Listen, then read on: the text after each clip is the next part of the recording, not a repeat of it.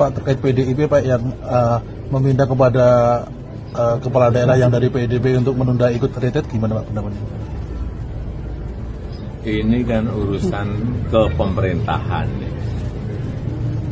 yang diundang kepala daerah, yang mengundang presiden. Ya mestinya hadir, datang. Karena mereka dipilih oleh rakyat dan untuk kepentingan rakyat, bangsa, dan negara, bukan untuk yang lain. Pak, melihat situasi kayak gini gimana Pak, dari gejolak politik dan masyarakat juga seperti ini? Pak,